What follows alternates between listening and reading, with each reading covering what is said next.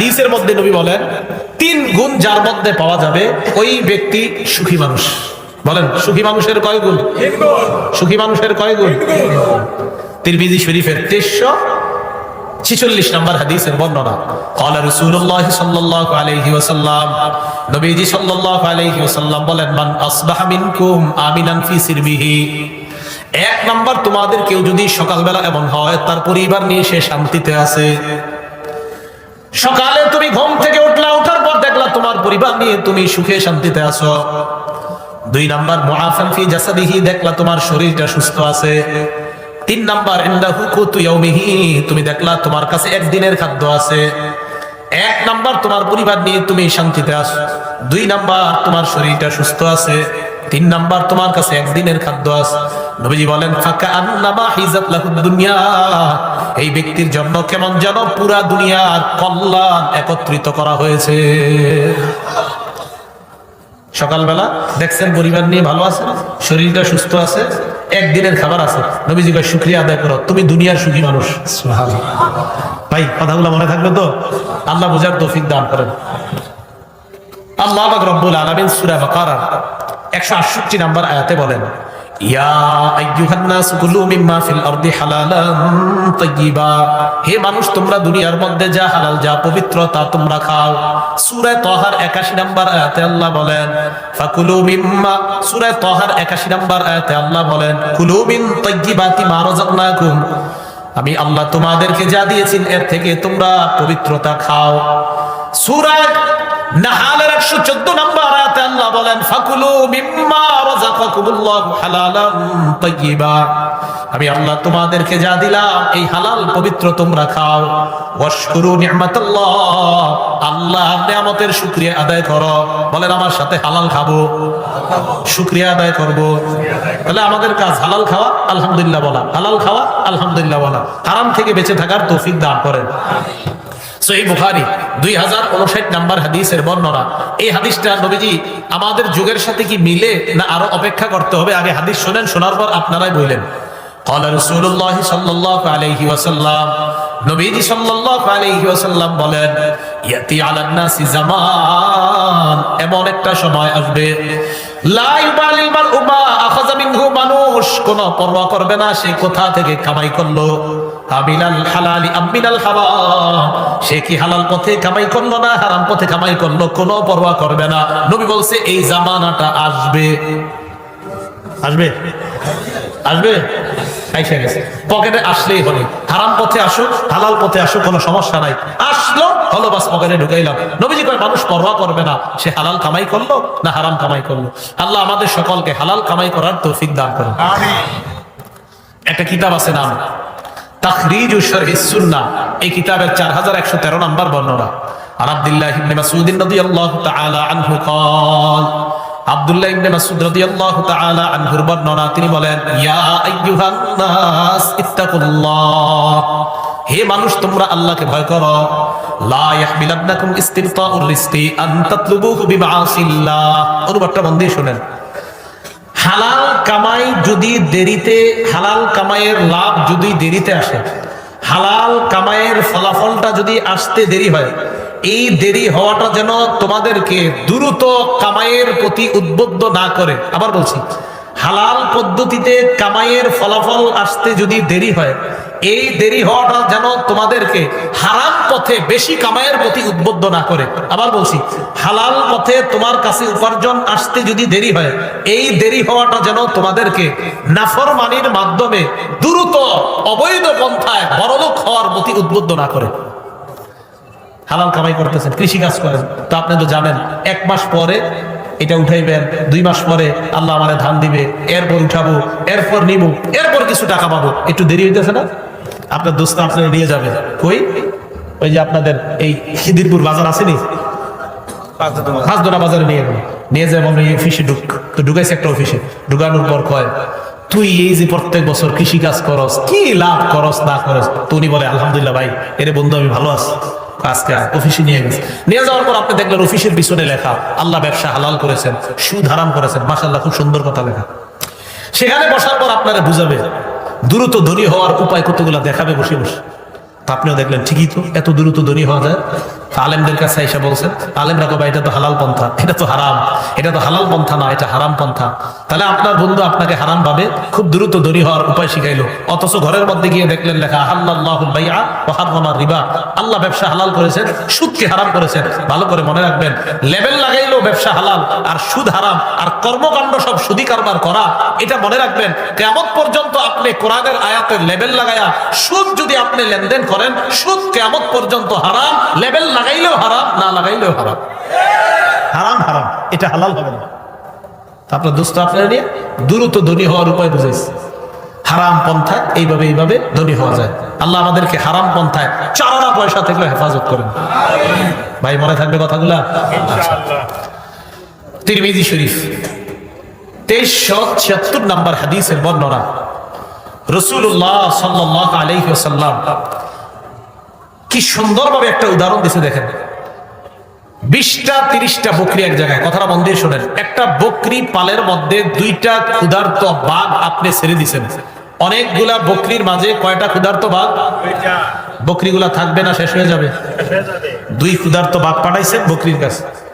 এবার নবীজি কি বলে দেখেন, ক্বালা রাসূলুল্লাহ সাল্লাল্লাহু আলাইহি ওয়াসাল্লাম, নবীজি বলেন, মা জিবানে জাইআন ফি গানামিন বিআফসাদা লাহা মিন হিরসিল মারই আলাল মালি ওয়াশ শারাফি লিদীনিহি। নবীজি বলেন, 2টা ক্ষুধার্ত বাঘ কোন বকরি পালের মধ্যে পাঠানোর পর ওই 2 ক্ষুধার্ত বাঘ ওই বকরি পালের জন্য যতটা ক্ষতিকারক, এর চাইতে বেশি একটা মানুষ অবৈধ পন্থায় সম্পদের লোভ করা, অবৈধ পন্থায় মর্যাদার লোভ করা তার ধর্মের জন্য ওই ক্ষুধার্ত বাঘের চাইতে আরো বেশি ক্ষতিকারক। না বুঝেন নাই মনে হয়, আবার বলছি। 2টা ক্ষুধার্ত বাঘ আপনি পাঠাইছেন বকরি পালের মধ্যে। নবীজি বলেন, এই 2 ক্ষুধার্ত বাঘ বকরিগুলোর জন্য যতটা না ক্ষতিকারক, এর চাইতে বেশি ক্ষতিকারক কোন মানুষ হারাম পন্থায় সম্পদের লোভ করা আর হারাম পন্থায় পদমর্যাদার লোভ করা। এই 2 লোক বকরির জন্য ক্ষুধার্ত বাঘ যতটা ক্ষতিকারক, এর চাইতে বেশি ওই ব্যক্তির জন্য, তার ধর্মের জন্য এই লোভ আরো বেশি ক্ষতিকারক। আল্লাহ আমাদেরকে বুঝার তৌফিক দান করেন। তাহলে হারাম আমাদের জন্য কি ভালো না ক্ষতিকারক?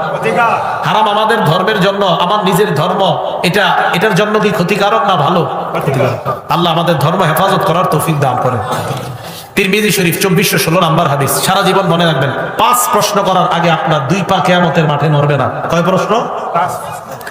قال رسول الله صلى الله عليه وسلم, নবীজি বলেন, লা তাজুলু কদামা ইবনি আদম হাত্তা ইউসআল আন 50। 5 প্রশ্ন করার আগে কিয়ামতের ময়দানে আদম সন্তানের 2 পা নড়বে না। সাউথ আফ্রিকা যারা আছেন তাদেরকেও কথাগুলো জানায় দিবেন 5 প্রশ্ন করার আগে। কয় প্রশ্ন? 1 নম্বর, আনউমরিহি ফিমা আফনা, জীবন সম্পর্কে, জীবন আপনি কোথায় কাটাইছেন। 2 নম্বর, আন শাবাবিহি ফিমা আবলা, যৌবন সম্পর্কে, যৌবন আপনি কোথায় নষ্ট করছেন। রাত 12টার পর দরজা লাগিয়ে মোবাইল সামনে রাখা যৌবন অন্য জায়গায় নষ্ট করেন নাই তো? যদি করেন, কিয়ামতের ময়দানে পা নড়বে না, প্রশ্নের উত্তর দেওয়া লাগবে। 3 নম্বর, আন মালিহি, সম্পদের ব্যাপারে জিজ্ঞাসা করা হবে। দেখেন 3 আর 4 শুনেন। মিন আইনা কাসাবা, সম্পদ কোথায় থেকে কামাই করছো। 4 নম্বর, ফিমা আনফাকা, কোথায় ব্যয় করছো। 3, সম্পদ কোথা থেকে কামাই করছো, হালাল পন্থায় কামাই করছো। 4, সম্পদ কি হালাল জায়গায় লাগিয়েছো। অনেক মানুষ আছে কামাই করে হালাল ভাবে, লাগায় হারাম জায়গায়। কামাই করে হালাল ভাবে, হারাম জায়গায় খরচ করে। 48 ইঞ্চি 58 ইঞ্চি একটা টেলিভিশন কিনে দিলেন, এটা কোন জায়গায় লাগাইলেন টাকা? তাহলে হালাল পন্থায় কামাই করে হারাম জায়গায় যদি টাকা লাগান, এই হিসাব আল্লাহর কাছে দিতে হবে। আল্লাহ আমাদেরকে হারাম থেকে বেঁচে থাকার তৌফিক দান করেন। 5 নাম্বার, ওয়ান ইলমিহি বিমাযা আমিলা ফিমা আলিমা, তুমি যে বিদ্যা শিখলা এই বিদ্যা অনুযায়ী তুমি আমল করছো কিনা। আপনি একটা জিনিস জানলেন, এই যে আজকে আমার কাছ থেকে জানলেন, হালাল উপার্জন করতে হবে, হারাম থেকে বাঁচতে হবে।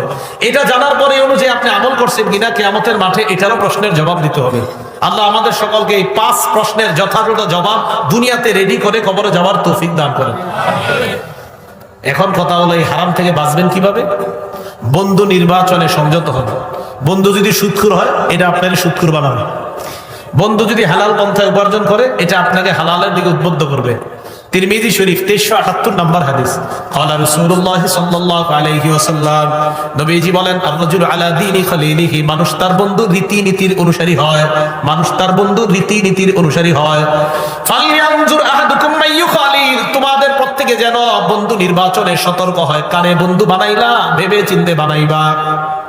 বন্ধু ভেবে চিনতে বানাইবা। আল্লাহ আমাদের সকলকে সঠিক বন্ধু নির্বাচন করার তৌফিক দান করেন। এই জন্য আল্লাহর কাছে দোয়া করবেন, আল্লাহ আমার ব্যবসায়ী পার্টনার গুলা যেন ভালো হয়, আল্লাহ আমার কলিগ গুলা যেন ভালো হয়, আল্লাহ আমি যাদের সাথে উঠা বসা করি তারা যেন ভালো হয়। আল্লাহ আমাদেরকে এই দোয়া করার তৌফিক দান করেন। বুখারী শরীফের 3842 নম্বর হাদিসটা শুনেন। عن عائشة الصديقة رضي الله تعالى عنها قالت كان لأبي بكر رضي الله تعالى عنه غلام আবু বকর সিদ্দিক রাদিয়াল্লাহু তাআলা আনহুর একজন গোলাম ছিলেন। ফাজাআ ইয়াওমান বিশাইইন, একদিন উনি কি জানি নিয়ে আসছে, আবু বকর সিদ্দিককে খাইতে দিলেন। আবু বকর সিদ্দিক ওই খাবার খাওয়ার পর গোলাম বলে আতাদ্রি মা হাযা, হুজুর আপনি জানেননি আপনারে কি খাওয়াইছি? আবু বকর কয় না, কি খাওয়াইছো? তুমি তো আমারে হালাল জিনিসে খাওয়াও, আজকে কি খাওয়াইছো? গোলাম জবাব দেয় কুনতু তাকাখানতু ফিল জাহিলিয়া, আমি জাহিল যুগে ভাগ্য গণনা করতাম। নাউযুবিল্লাহ, কি গণনা? কি গণনা? ওই হাত দিকে কয়ে দেয় কি গুনাহ হইব, হুদা ফাইজলামি আপনি। তিনি বলেন মা উহসিরুল কাহানাতা ইল্লা আন্নী খাদাতুহু, আমি ভাগ্য গণনা টনা কিছু জানতাম না, আমি হুদাই মানুষকে ধোঁকা দিতাম। তিনি বলতেছে তো এরপর কি হয়েছে বলো? জাহিলি যুগে এক ব্যক্তির ভাগ্য গণনা করেছিলাম, ওই ব্যক্তির সাথে আমার সাক্ষাৎ, ওই ব্যক্তি আমাকে পারিশ্রমিক দিছে, তারপর ওই পারিশ্রমিক দিয়ে খাদ্য এনে আপনারে খাওয়াইলাম, অথবা এই খাদ্যটাই পারিশ্রমিক আপনারে দিলাম, আপনি খাইলেন। আবু বকর সিদ্দিক কয় সর্বনাশ, কি খাওয়াইলা? ফাদখালা ইয়াদাহু, মুখে হাত ঢুকাইছে। হাত ঢুকানোর পর ফাকা কুল্লা শাইইন ফি বাতনিহি, পেটে যা আছে সব বমি করে ফেলায়া দেয়। হারাম ঢুকেন না, হারাম পেটে রাখবেন আর খালি দোয়া করবেন, হুজুর দোয়া কবুল হয় না কেন? পেটে হারাম, দোয়াটা কবুল হবে কিভাবে? আল্লাহ আমল করার, আমাদের সকলকে হালালের উপরে চলা, হারাম থেকে বেঁচে থাকার তৌফিক দান করেন। তাইসালা ইবনে মাইয়াস এক তাবিঈর নাম। আব্দুল্লাহ ইবনে ওমর রাদিয়াল্লাহু তাআলা আনহুর কাছে আসছে। আসার পর বললেন আমি কিছু গুনাহ করেছি, এই গুনাহগুলো কবিরা গুনাহ। আব্দুল্লাহ ইবনে ওমর কয় কি গুনাহ? কয় এটা। ইবনে ওমর কয় না না, এইগুলা কবিরা গুনাহ না, বড় বড় কবিরা গুনাহ, ভয়ঙ্কর কবিরা গুনাহ হলো 9টা। বলেন কয়টা? 1 নাম্বার শিরকু বিল্লাহ, আল্লাহর সাথে শিরিক করা। 2 নাম্বার কতলু নাসামা, নর হত্যা করা, মানুষ হত্যা করা। 3 নাম্বার কসফুল মুহসানা, সতী সাদী নারীর উপর মিথ্যা অপবাদ দেওয়া। 4 নাম্বার আকলুর রিবা, সুদ খাওয়া। 5 নাম্বার আকলু মালিল ইয়াতীম, ইতিমের সম্পদ অন্যায়ভাবে ভক্ষণ করা। 6 নাম্বার আল ফিরার মিনাজ জাহফি, জিহাদের ময়দান থেকে পলায়ন করা।